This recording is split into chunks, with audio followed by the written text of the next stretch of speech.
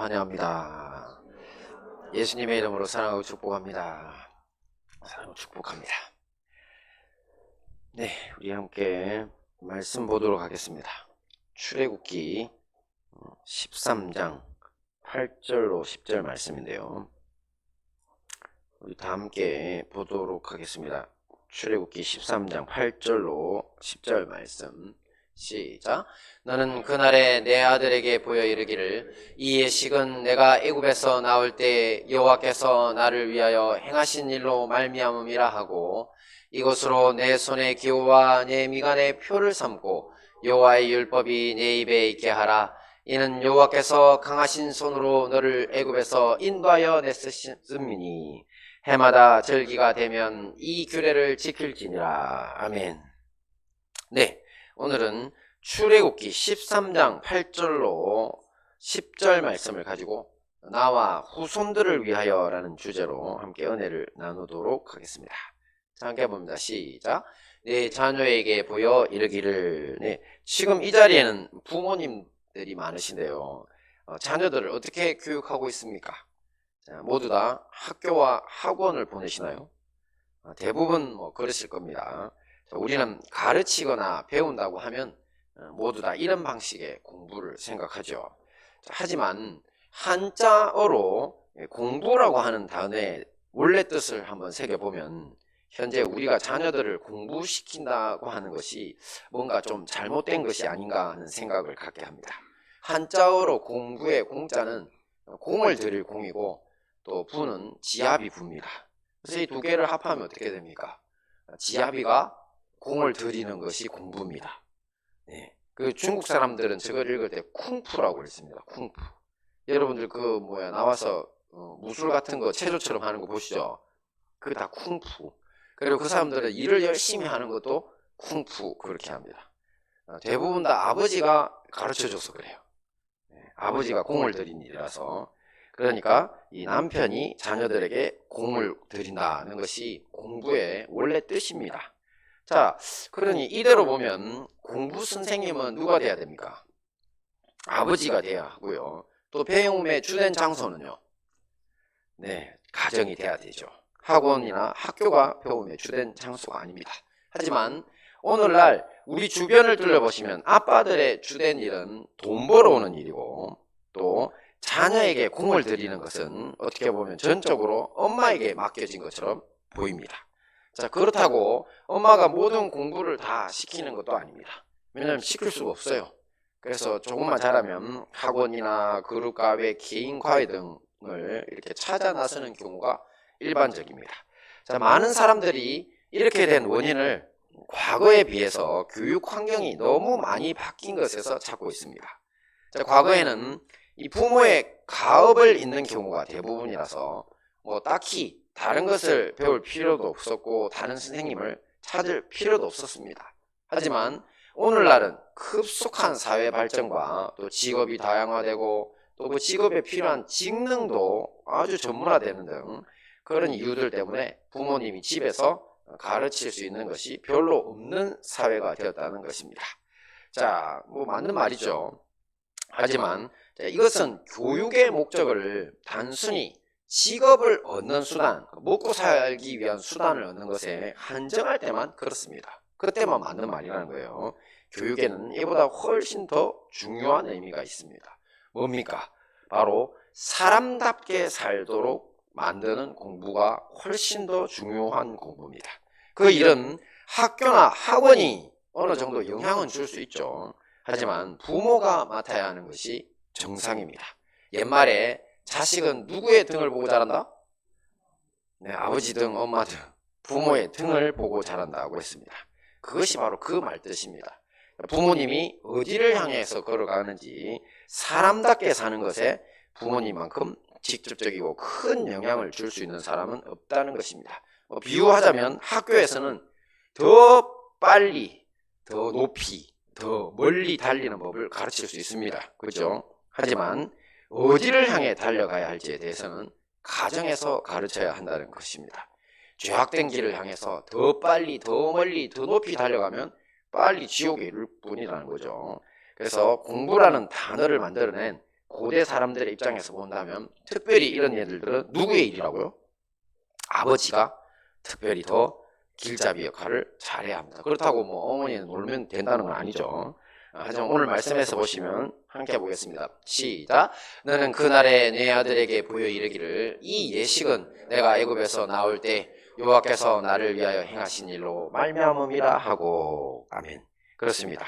바로 출애굽기 13장 8절 본문 말씀이 바로 아버지가 자식에게 이 유월절, 무교절, 초실절의 예식을 온 가족이 치르면서 이렇게 이 예식을 이끌고 그 이유를 가르쳐야 할 의무가 있다고 합니다. 당시 이 예식을 치르던 이스라엘 나라 또 신실한 아버지 같으면 틀림없이 과거를 회상하면서 감격에 넘쳐 자녀들에게 이런 말을 해줬을 겁니다. 나는 과거에 이집트에서 노예 중 한 사람이었다.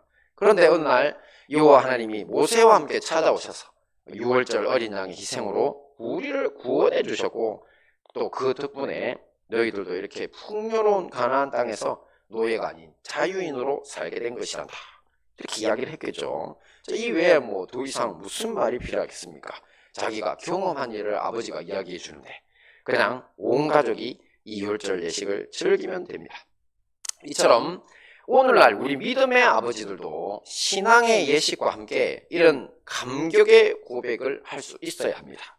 이 주일마다 교회를 오면서 또 가정에서 경건 시간을 이끌면서 아빠는 예전에 이 세상에서 죄악의 노예였는데 예수님이 구원해 주셔서 하나님의 자녀가 됐단다. 그래서 너희들도 하나님 안에서 이렇게 행복하게 살 수 있는 것이야. 이렇게 말할 수 있는 것이 바로 믿음의 부모, 특별히 아버지들이 자녀들에게 보여 일러줄 말이라는 것입니다. 할렐루야. 네, 이 말씀을 이제 먼저 집사람이 한번 읽어보고 아버지한테 너무 집중하는 거 아니냐고 이렇게 하던데 말씀에서 일단 그랬으니까 자, 알아서 들어주시기 바랍니다. 할렐루야. 네, 우리 여자 성도님들, 네, 우리 다음 보겠습니다. 시작. 손의 기호, 미간의 표, 율법이 내 입에. 말씀 봅니다. 시작. 이것으로 내 손의 기호와 내 미간의 표를 삼고 여호와의 율법이 내 입에 있게 하라. 이는 여호와께서 강하신 손으로 너를 애굽에서 인도하여 내셨음이니. 아멘. 앞에서는 유월절이라고 하는 예식을 통해 다음 세대에게 신앙의 유산을 가르쳤다면 이번에는 손, 미간, 입이라고 하는 이런 수단을 통해 자녀들을 가르치라고 하십니다. 유대인들은 이 출애굽기 13장 9절 말씀을 실천하기 위해서요, 손, 미간, 입에 하나님이 있게, 입에 말씀이 있게 하라고 이 테필린이라고 하는 성구 상자를 만들어서 오늘날도 자기 손에 또 이마에 차고 다닙니다. 그때 바리새인들이 이마에 차던 성구 상자가 엄청 컸다 그랬죠. 네, 거룩한 척 하려고. 자, 하지만 이 말씀의 근본적 의미를 놓고 보면요, 사실 제가 볼 때는 별로 의미 없는 짓인 것 같아요. 하나님의 말씀을 마음속에 암송하는 건 몰라도 글쎄요. 하여튼 말씀의 원래 의미를 놓고 보면요, 손이라고 하는 것은 어떤 상징성을 가지고 있습니까? 이걸 가지고 행동을 하죠. 행위. 그리고 우리 미간은요, 그렇죠, 우리의 머리에 생각. 특별히 이 미간 사이 여기에 전두엽이 있다고 하더라고요. 인간의 이성적 생각이 이 동네에 있습니다. 이 근본이 사람의 생각들이 거기에 있고, 그 다음에 입은 우리가 의사 표현을 하죠. 그래서 손, 미간, 입 곳에 이제 그 의미를, 상징성을 생각을 해보면 사람은 손으로 죄를 짓든 또 좋은 일을 하든 행동하게 되고, 또 머리는 가치관에 따라서 어떤 것이 중요한다는 이런 가치관에 따라서 생각도 하고 결정을 내리고요. 또 입으로는 사람을 가르치거나 비방하거나 또 혹은 축복하거나 저주하거나 이런 모든 의사 표현을 합니다. 그러니 이런 주님께서 손, 미간 그리고 입에다가 표를 두라고 하시는 것은 어떻게 살아야 된다는 겁니까? 바로 모든 행동과 생각과 또 언어 생활이 이 전인적인 거죠. 이 모든 활동들이 자녀에게 하나님의 말씀을 가르치는 방향이어야 한다는 겁니다. 그래서 우리가 교회에 가가지고는 좋은 말 하고, 특히 목사인 제가 만약에 여기서 막 설교 잘하고 집에 가가지고 막 우리 애들 뺨 때리고 발로 차고 그냥 한번 생각을 해보세요. 그러면 우리 아이들이 하나님의 말씀을 어떻게 받아들이겠어요? 아빠의 손, 아빠의 입, 아빠의 행동이 요 하나님의 것이 아니죠. 그것을 받아들일 수 없죠. 그러면 우리 아이들이 영원히 주님과 등질지도 몰라요. 물론 뭐 그것도 원래 개인의 마지막 자유기 선택이지만, 제가 대학교 다닐 때, 군에 있을 때 제 그 동기가 그러더라고요. 자기 친구가 그 목사님 아들인데 자기 교회를 왔대요. 근데 그 친구도 목사님 아들이야. 자기 교회를 와서, 아니 너네 아버지 교회는 안 가고 왜 우리 교회 왔냐 이러니까, 우리 아버지 설교를 도저히 들을 수가 없어. 우리 아버지는 말과 행동이 일치가 안 돼. 그래서 내가 은혜가 안 돼가지고 온 거야, 이렇게 이야기를 하더래요. 그래서 우리가 껄껄 웃었는데, 근데 가만 생각해 보면 그 친구야말로 진짜 믿음의 사람이죠. 그죠? 아버지와 주님을 구분할 줄 아는 거야. 네. 근데 그렇게 되기 전까지는 아버지들이, 특별히 또 어머니들 솔직히 잔소리 많잖아요. 그죠? 애들 괴롭히는 것도 많이 하시잖아요. 그러니까 회개하시고, 네. 네, 잘못하면 양쪽에서 다 맞을 것 같은데. 네, 하여튼 자녀들에게 부모님들은 말과 행동과 또 이런 모든 것들을 가지고 주님의 그 말씀을 가르쳐야 된다는 거죠. 자, 이것을 오늘날 신약교회라고 불리는 우리들의 교회에 한번 적용해 보면 이와 같습니다. 같이 보면 시작. 또 무엇을 하든지 말에나 일에나 다 주 예수의 이름으로 하고 그를 힘입어 하나님 아버지께 감사하라. 그렇습니다. 말에나 일에나 이런 모든 전인적 활동이 바로 작은 예수로서의 삶이고요. 또 매사에 감사하는 태도의 삶일 때 자녀들은 올바른 신앙의 모델을 얻게 됩니다. 조금 전 제가 말씀드린 것처럼 우리 자녀들이 뭔가 잘못했을 때 그 손바닥으로, 주님이 손에 여호와 하나님의 그 기호가 있게 해라면 이 손으로 자녀들의 뺨을 때리거나, 또 하나님의 율법의 말씀이 있어야 될 거룩한 입으로 욕을 퍼붓는 부모, 이렇게는 절대 해서는 안 된다는 거죠. 이 정당한 징계는 반드시 하시고요. 징계가 있어야 됩니다. 그래야 자녀들이 바른 길로 갑니다. 하지만 그 손으로 자녀를 안아주고 예수님의 이름으로 격려와 지지를 해주는 부모의 차이라고 할 수 있습니다. 자, 혹시 boys be ambitious라는 말 들어보셨죠? 예, 제가 이렇게 그걸 찾아보니까 대한민국 사람들이 제일 잘 아는 그 영어 명언 중에 하나더라고요. boys be ambitious. 예, 더 자기를 바람할 수 있는데 오늘 좀 잘 안 되네요. 예, 소년이여 야망을 가져라, 이런 말인데, 근데 이걸 어디에서 누가 했느냐에 대해서 나폴레옹이라는 사람들도 있고, 또 한국 전쟁의 영웅이었던 메가드 원수라고 하는 분들도 있습니다. 하지만 사실은 아닙니다. 누구냐면 윌리엄 스미스 클락이라고 하는 분이 그 출처입니다. 이 클락 박사는요, 1800년대에 활동하던 미국인으로서 세계적인 식물학자입니다. 그리고 매사추세츠 농과대학에서 제3대 학장까지 지낸 분이고, 또 미국 남북 전쟁 때에는 또 그 대령까지 지냈던 군인이기도 하셨고요. 대단한 분이셨죠. 이분이 이제 1800년대 분이신데, 이때 마침 일본에서 이제 메이지 유신이 있었어요. 그래서 이제 이 메이지 유신에 성공하는 바람에 우리나라가 그야말로 일본에 침략을 당하게 된 거예요. 사실은 쟤네들의 성공에 지금도 절대 빠지지 않는 역사 교과서 공부하면 나오는 부분인데, 저 메이지 유신을 시작하면서 이제 그 근대 국가로 가려고 이제 매진합니다. 메이지 유신 정부가. 이때 일본에는 다 섬이 많다고 그렇게 이야기를 해요. 그래서 그 중에서도 저기 최북단에 있는 홋카이도 아시죠? 홋카이도. 그 온천 많은 곳. 예, 우리도 관광 많이 다니시는데 북해도라 부르죠. 그 북해도가 사실 그때는 거의 다 황무지였어요. 그런데 이제 이거 내버려 두면 러시아가 바로 옆에 있기 때문에 위험하다 싶어가지고 저기를 이제 개발하자. 그럼 어떻게 할까 싶어서 이제 세계적인 농과대학을 세우기로 결정을 하고, 일본 각지에서 진짜 똘똘한 인재들을 걸고 모았어요. 자, 그리고 수소문 끝에 세계적인 학자고 또 미국에서 농과대학 학장까지 지낸 이 클라크 박사를 초대 학장으로 초빙하게 된 겁니다. 자, 그런데 당시 미국인 잘 나가던 클라크 박사 같은 분들이 일본에 가려고 하겠어요?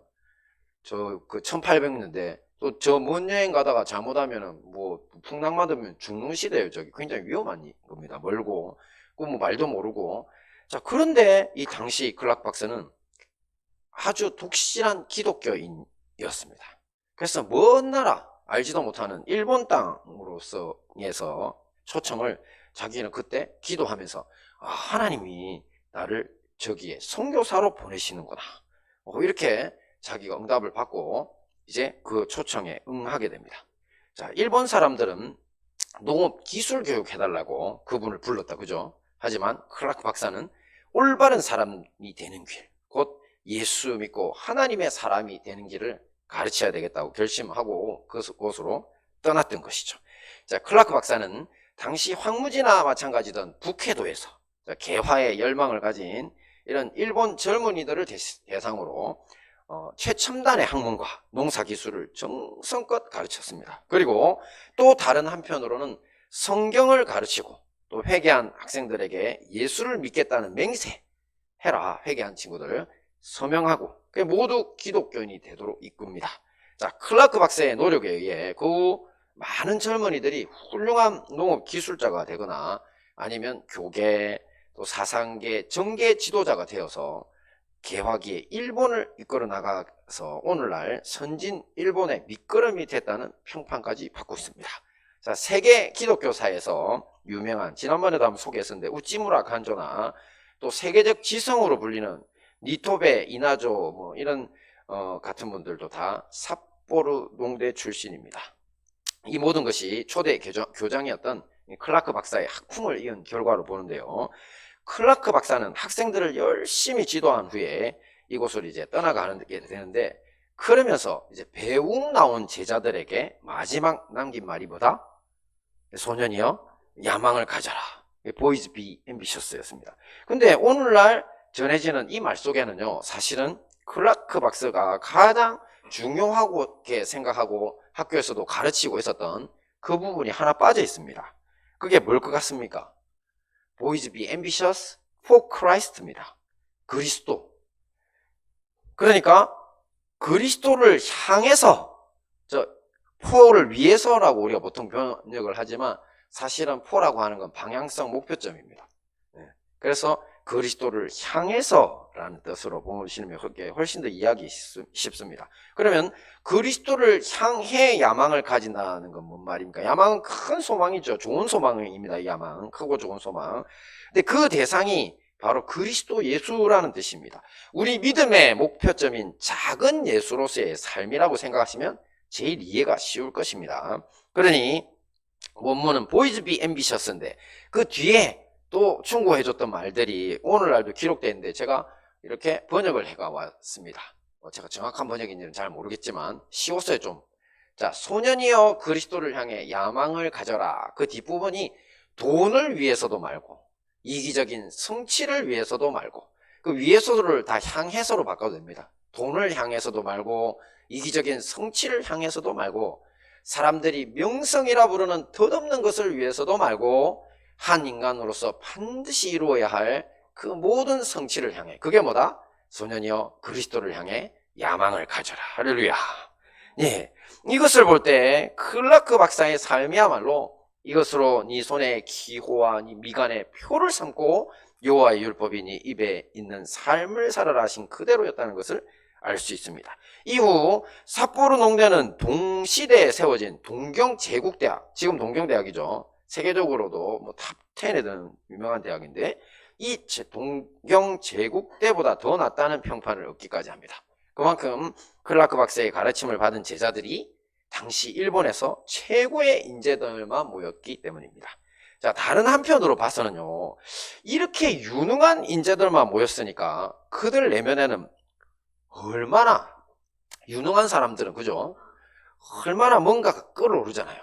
유능한 사람들이 원래 그래. 똑똑하니까 사고를 치는 건데 그들이 돈과 성취와 또 명성에 대한 열망이 끌어오르고 있었겠습니까? 클라크 박사는 바로 이들을 지도하면서 이 점을 간파하고 있었던 것입니다. 그래서 이것을 경계했는데, 왜냐하면 클라크 박사는 이미 세계적인 학자요 또 유명인사로서 이 모든 것들을 다 누려본 사람이었기 때문입니다. 그래서 자기 인생의 결론이 한 인간으로서 그리스도 예수 그리스도를 지향하는 삶이야말로 가장 소중하다는 것을 깨달았던 것입니다. 그러므로 우리도 자녀들에게 이렇게 가르쳐야 합니다. 자, 큰 야망을 품고 열심히 살아라. 하지만 그 야망은 반드시 그리스도를 향한 야망이어야 한다. 여러분, 우리의 인생의 종착점이 어딥니까? 네. 여러분, 뭐 요즘 제가 들어보니까 저 나이만 해도 100살 산다고 하던데요. 대략 한 120 정도 살 걸로 예상이 나온다는데요. 수명이. 네. 아니, 그렇대요. 근데 요즘 태어났던 제 아들이나 우리 아이들, 얘들은 150에서 200 산대요. 요즘 이게 이렇게 유전공학이 발달하고 치료학이 발달되면서. 자, 그러면 여러분 그만큼 사는 것도 이제 어른들은 지겨워. 이렇게 하고 계신데. 얼마나, 그렇다고 여러분 영원히 삽니까? 절대 그렇지 않습니다. 우리는 반드시 인생의 종착점에 가게 됩니다. 근데 참 오늘 안타깝게도 우리가 늘 기도하였던 우리 이삭이 주님 앞에 우리는 안타까워합니다. 하지만 그 아이는 인생의 마지막 종착점을 그리스도 안에서 마쳤잖아요. 또 우리도 이런 승리하는 삶이 되기를 바랍니다. 우리가 마지막 주님 앞에 섰을 때 어떤 모습이었느냐가 가장 중요합니다. 여러분 인생에서 지금 살면서 얼마나 많은 배신의 일이 있고 또 고통의 일이 있고 우리가 이 일을 마치기 전까지는 절대 쉬지 못합니다. 그러니까 아무리 이 땅에서 수고해서 얻어봐야 우리의 수명이 끝나는 그 시간에는 다 그리스도 앞에 서는 게 거기가 종착점입니다. 그러니까 이 클라크 박사가 마지막 지점을 바라보고 특히 제가 보니까 군인들이 전쟁에 참여했던 군인들이 거의 다 믿음이 좋아요. 왜냐하면 늘 누가 죽고 폭탄이 터지고 자기도 언제나 죽을 그 길을 경험해봤거든. 그러니까 덧없는 것을 알거든요. 그러니까 이분도 남북전쟁 대령으로 참전했었다 그랬죠. 그러니까 이런 분들이 그 똑똑하고 지금 장래가 촉망되는 친구들에게 남기는 말이 그겁니다. 누구를 향한 야망이어야 된다고요?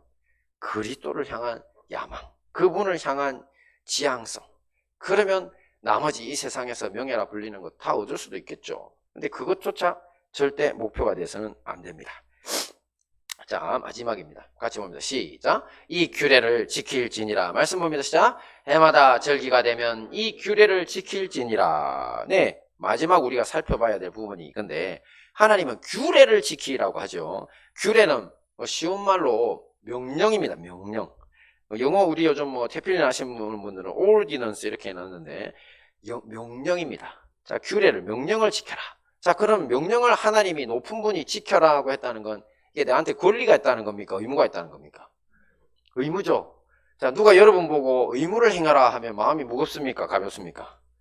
무겁죠. 네, 잠시 제가 어릴 때로 기억을 되돌려 보면 우리 어머니가 기억하시는지 잘 모르겠습니다. 제 매주 주일 설교를 어머니도 들으시는데 어머니 기억하실지 모르겠네요. 자, 어머니는 가끔 교회에 대해서 이렇게 그때 초신자 때 이런 말씀하셨어요. 뭐 지나갈 듯 말 듯 하면서 뭐라 하시냐면 그날도 설교를 듣고 오시는데 아니 왜 하나님은 이렇게 하지 말라는 게 많아? 진짜 그래? 이렇게 이야기하시더라고요. 그때 제가 초등학교 5학년이었거든요. 잊지 않고 있습니다. 자, 여러분 부모님이 함부로 하는 말 자녀들 다 기억합니다. 그냥 지나가는 말. 저도 왜냐면 궁금하더라고요. 왜 하지 말라는 게 맞지? 자, 그럼 뭐 하지만 뭐 제가 답이 있습니까? 그래서 그냥 지나갔댔는데 항상 맴돌았어요, 머릿속에. 자, 그렇다면 여러분 주님은 왜 그렇게 하지 말라는 게 많을까요? 자, 사실 하지 말라는 것이 많다. 그 생각 자체가 틀린 겁니다. 왜냐하면 생각보다 하지 말라는 게 별로 많지 않아요. 성경을 보시면 우상숭배, 살인, 간음, 도적질, 거짓증거, 탐심 등 부정한 삶, 마귀의 자녀로 사는 것만 하지 말라고 하십니다. 그 외에는 다 해도 됩니다. 할 수 있는 일은 수도 셀 수 없을 만큼 많다는 겁니다. 이 모든 것들이 저와 여러분들의 자유입니다. 그러니 죄만 아니라면 뭐 해야 되나 말아야 되나 고민할 필요 있다 없다? 없습니다. 하시면 됩니다. 자기 능력이 안 닿아서 못하겠다. 이거는 뭐 어쩔 수 없는 거고. 자, 그리고 오늘 말씀에서 규례를 지키라고 하시는 것처럼 우리에게 꼭 이렇게 뭐를 지켜라, 해라 이 의미를 요구하시는 데는 매우 중요한 이유가 있습니다. 사실 뭐 안전을 위해서 중요하죠. 보면 우리 어린아이 때 우리 아이 손 못대게 하는 게 너무 많잖아요. 그런데 그거 보면 대부분 뭡니까? 그게 아이들이 위험해서 그래요.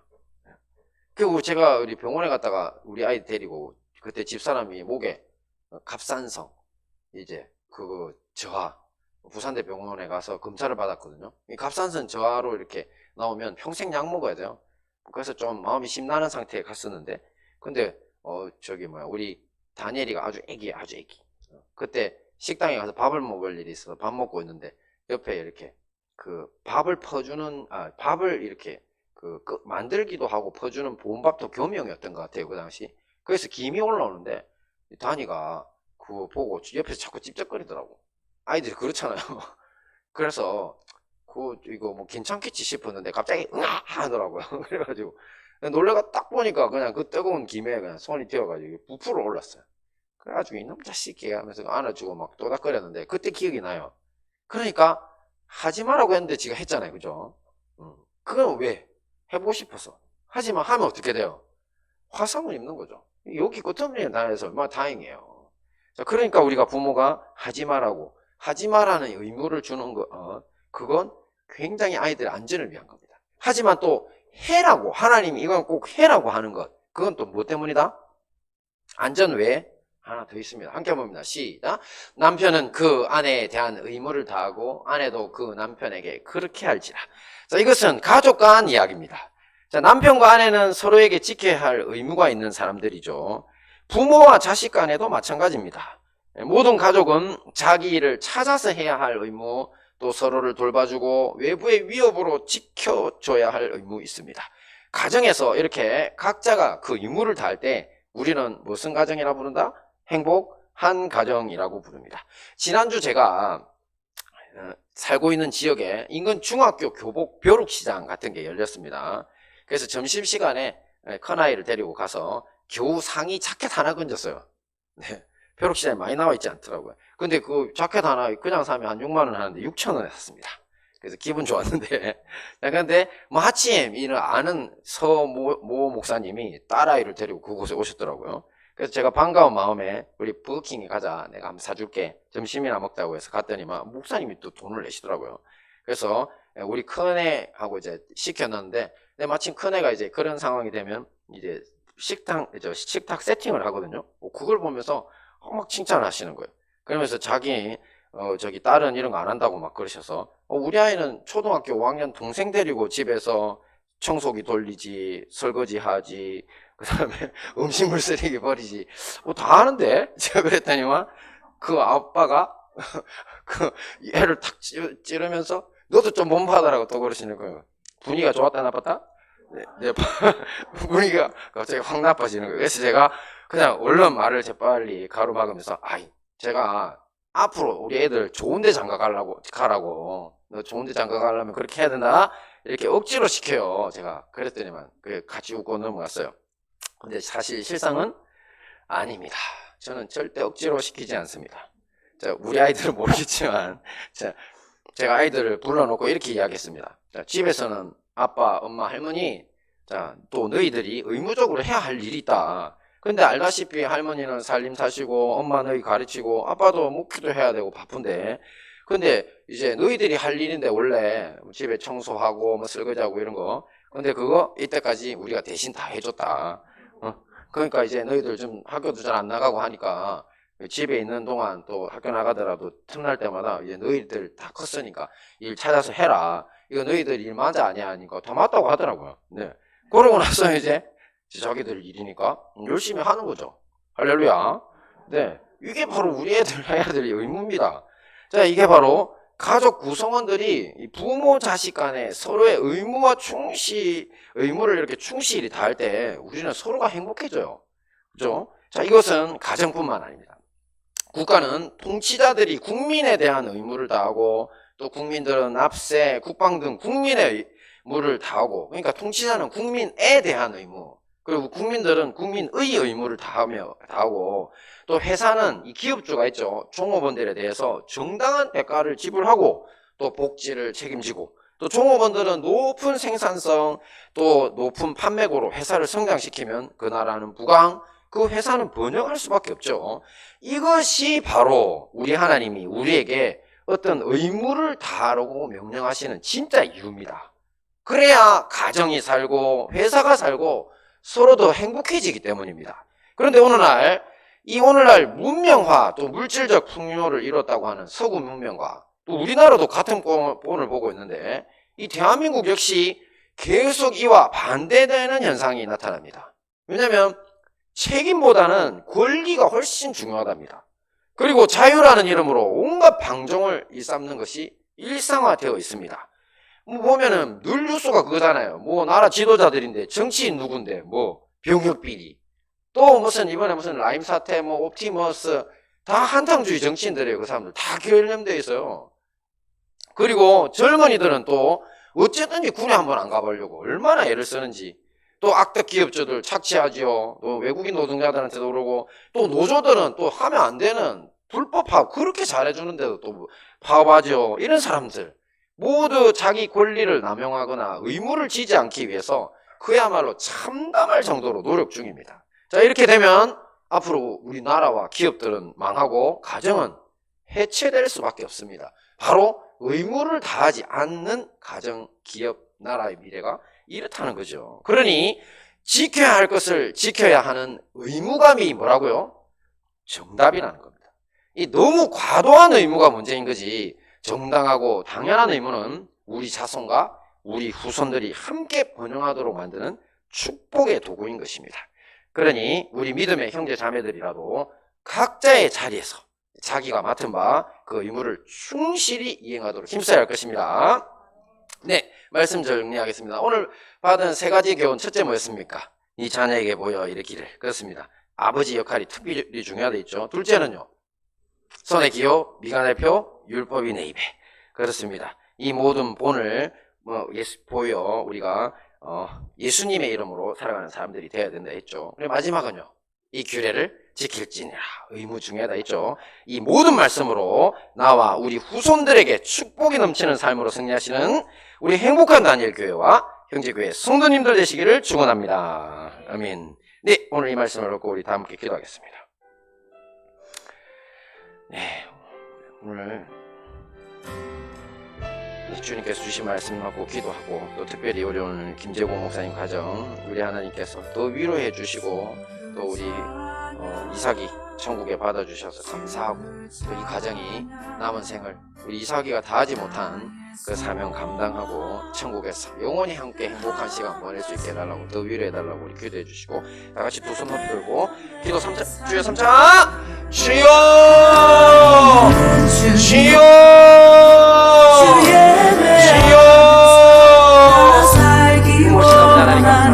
우리 사랑하는 형제자매들 가운데 아버지, 저들의 가정을 주께서 사랑하시고 지금까지 지켜왔어. 아버지, 저 현종이 이삭의 영혼이 주님 곁에 있어.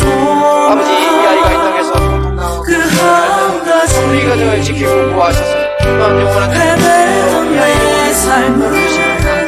아버지, 지금은 당신들과 헤어졌죠. 우리 또한 그곳에서 주님 앞에 아버지, 그 지점에 이르게 가지고 주님 앞에서 또 만날 아이 앞에서 부럽지 않은 생을 살 수 있게 아버지, 우리에게 주신 성령의 말씀을 드려서 아버지, 우리가 아버지로서 자녀들에게 의무심을 주며 어머니로서 어떤 본이 되어야 되는지 아버지, 우리의 손과 미간과 우리의 입에 주의 말씀이 있어 참으로 작은 예수로 주의 아버지, 또 우리에게 주어진 이 모든 의무를 거부하고 자유와 풍성함의 삶을 살아가는 우리 성도가 되셔서 주신 성령의 말씀 부탁해 하옵소서. 지금은 우리 주 예수 그리스도의 은혜와 아버지 하나님의 사랑과 성령님의 감화 감동 교통하심이 나와 우리 후손들에게 축복이 넘치는 삶을 살기 원하는 우리 모두 위에 지금부터 영원토록 함께 하시기를 간절히 축원하옵나이다. 아멘.